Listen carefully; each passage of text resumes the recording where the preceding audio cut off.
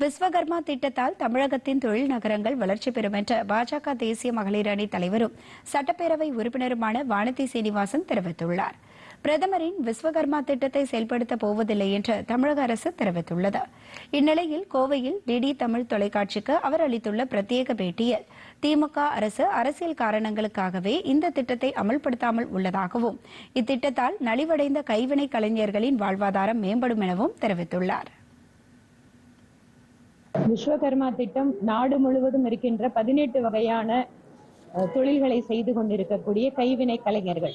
இதுல எந்த விதமான மத அடிப்படையோ அல்லது ஜாதி அடிப்படை கிடையாது. யார் இந்த தொழிலில் ஈடுபட்டிருந்தாலும் அந்த 18 வகையான தொழில்களை செய்பவர்கள் மத்திய அரசாங்கத்தினுடைய பயிற்சியை இலவசமாக பெற்று, பயிற்சி காலத்தில் ஊக்கத்தொகையை பெற்று, பயிற்சிக்கான உபகரணங்களை இலவசமாக பெற்றுக்கொண்டு அந்த தொழிலிலே மேற்கொண்டு அதிகமான பயிற்சிகளை பெற்று சிறப்பாக அந்த தொழிலை மேற்கொள்வதற்கு கூடுதல் நிதியுதவியும் இந்த திட்டத்தில் வழங்கப்படுகிறது. இதனிடையே தருமபுரியில் செய்தியாளர்களிடம் பேசிய பாஜக மாநில துணைத் தலைவர் KP ராமலிங்கம், விஸ்வகர்மா திட்டத்தை தமிழக அரசு செயல்படுத்த மறுப்பது தமிழக மக்களுக்கு செய்யும் துரோகம் என்று தெரிவித்துள்ளார்.